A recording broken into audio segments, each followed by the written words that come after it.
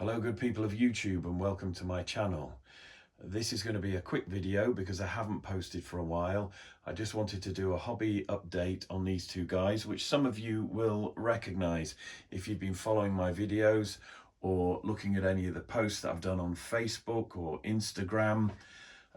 You'll remember that this guy here is Henri le Massive and this chap here is Baldwin the Pious, and these are two mega gargant bone crusher, bone grinder giants or whatever that I have sculpted for my old world Bretonnian army.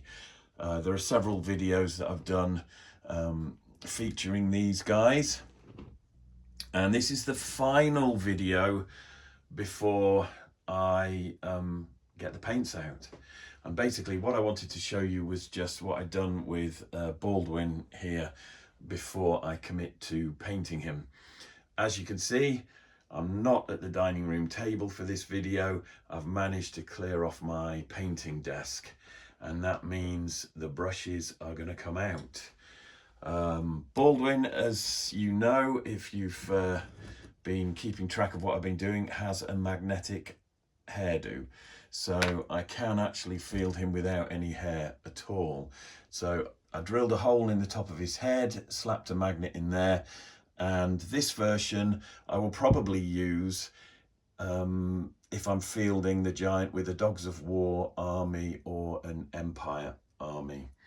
So I've got several different hairstyles to show you very briefly. They have been featured on my Instagram and a couple of posts that I've put up on Facebook, particularly in the Warhammer the Old World group. But here we have Baldwin without his pious haircut, and as I said, I'll probably use him in my Empire army. The instantly recognizable Henri V haircut that again has been magnetized. You can probably just see the magnet in there. But I also went ahead and sculpted a fur-lined hat.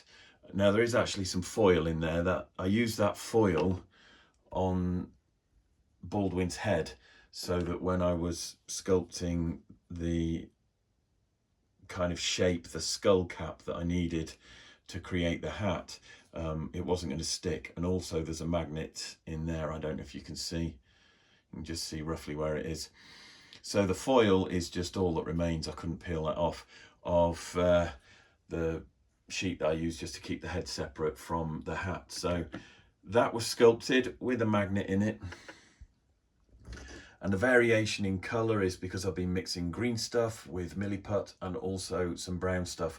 I will be doing a video very soon looking at sculpting techniques. I've dug out some of my sculpting tools. Many of them are handmade, altered, filed down dental tools. I don't know if you can see that there, because of course I'm upstairs now instead of over the dining room table. So yeah, I just take a lot of dental tools, file them, shape them, bend them, turn them into what I want. So I'll be doing a whole video on that very soon. But I just wanted to show you the changes or the additions that I've made to the Baldwin giant head, and that is a pineapple ponytail.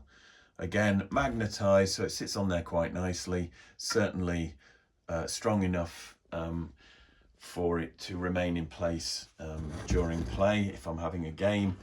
But this guy, or this version, I was hoping to use on a Chaos army or my Ogre Kingdoms. I do actually have some Chaos figures which I haven't painted yet. I went out and got the battalion box. I did have an old Ogre Kingdoms army which I've been able to resurrect, so I quite fancy the idea of fielding this guy with a Ogre Kingdoms.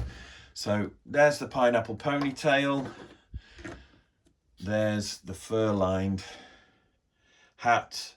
As I said, I will probably use that with my Orc and Goblin army because I think that's quite a good flavour. there's Baldwin for my Bretonnian army, and finally the bald-headed version of the giant, which I will use with my Empire army. I am keeping this video really short, partly because of my health and the fact that I'm actually quite knackered, but also I've got quite a lot to deal with tomorrow, again, to do with my health, so I need to be a good little boy and get an early night. But I was conscious that it's been a while since I've done a video. I'm also conscious of the fact that if you don't keep on the ball, then YouTube kind of stop promoting you and things begin to tank and tail off. So I'm still here. I will still be cracking on with more videos. So I've got these two guys now that are ready to paint, and my painting desk has been cleared off. So I can now start doing some step-by-step bits and pieces, which will hopefully be an extension to the sci-fi and the fantasy modeling books that I've written. I'd just like to say thanks very much for everyone who's commented on my videos or on my Instagram and my posts on Facebook.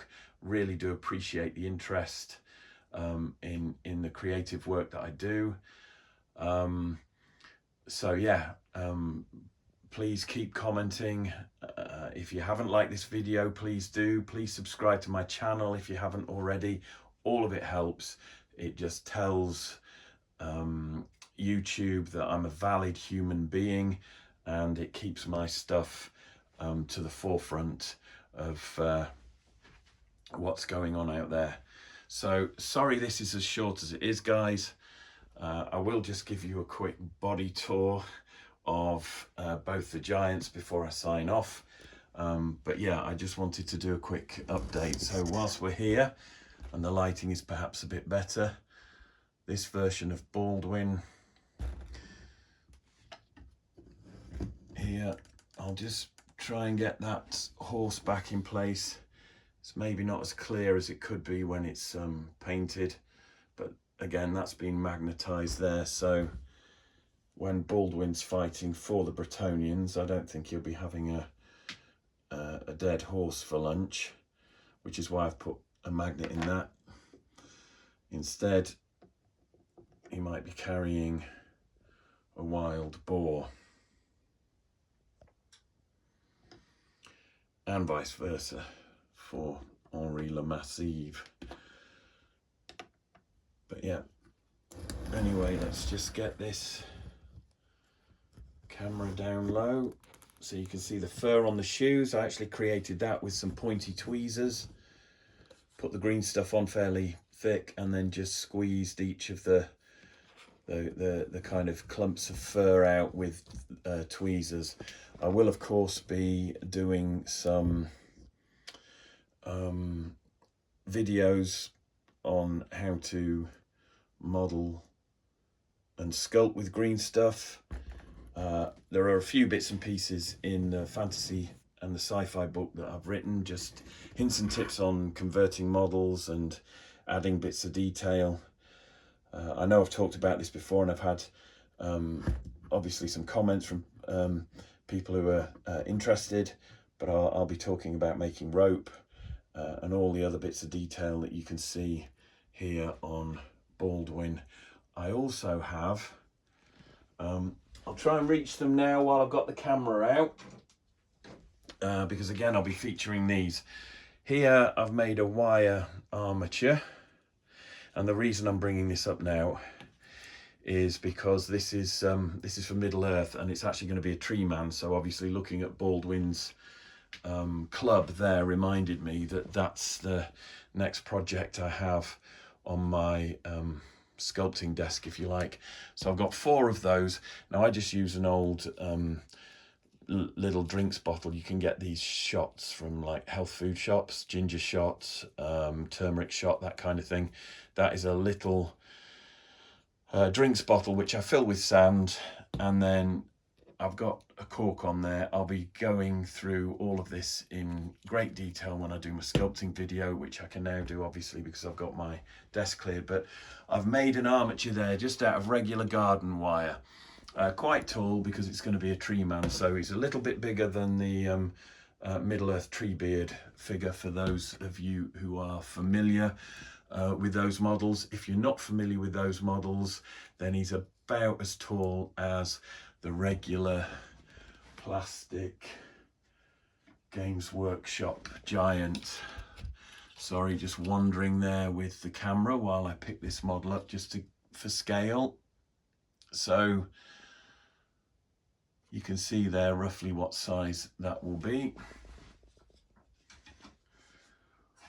Let's get a little skeleton down there as well. So I'm going to do a series of tree men for Middle Earth. I will be sculpting those. I will probably do a step-by-step guide, and again, sorry, just reaching out here to show you I'm also doing some trees, and these will be compatible with both the old world stuff that I do and the Middle Earth stuff. So I'll be featuring these in my next video, but you can basically see, although they're different models, you can see the stages there. First stage, wire armature secured on a base here and on a weighted bottle, so I've got something I can hold while I'm sculpting. First stage is to layer down some milliput with a tiny bit of green stuff mixed in, just to get the bulk and the shape that you want. Then you can start layering on texture and detail, which is basically what I did with these giants here. Just put a skin of green stuff mix over an old resin model and turned it into something new. So my next video will be about that. We'll just do another quick body tour here of Henri le Massif. So he's got some metal arm around his neck. I think he's ready to paint. There may be some extra things that I add, but if I do, chances are I'll use magnets and I can repaint. I can repair any damage to the paint if I choose to stick a magnet in somewhere. But I'm about ready to get the paints out, and I know some of you are eagerly awaiting that. So this is the last time you will see these guys unpainted in grey and green. For anyone who's not seen my previous videos, both Henri le Massif and Baldwin the Pious, swap his hair over again because he could be, as I said, a giant for chaos or orcs and goblins or whatever else. But for those of you who haven't seen my previous videos, basically what I did was I took one of my original Imperial Giants that I sculpted for the Battleforge. They're still available. HD Castings now manage the Battleforge website. Some of you will be sick of hearing me say that, but it's just if this is the first time anyone's seeing one of my videos, I took some old casts that I had of those giants, plus some resin heads and arms that I hadn't done anything with, and I basically remodeled and reskinned and used those original bodies as an armature, in the same way that I built one up here from wire and put green stuff on to create the body of that tree. I just used an existing giant and added detail on top and different heads and arms to create new giants. So if you haven't seen my previous videos, please go and check those out. But as I said, this is the last time that you will see Henri and Baldwin unpainted. I'm keeping it short, as I said, because I'm not in a good place at the moment, but I am doing my best to get to a better place. Thank you again for all your support. Please like and subscribe. Take care, and I will be putting new videos up very shortly. I've got a lot going on that I haven't spoken about to do with the hobby, so there will be a lot coming in the next week or two. Take care, everyone. Appreciate the support. Hope to catch you in the next one.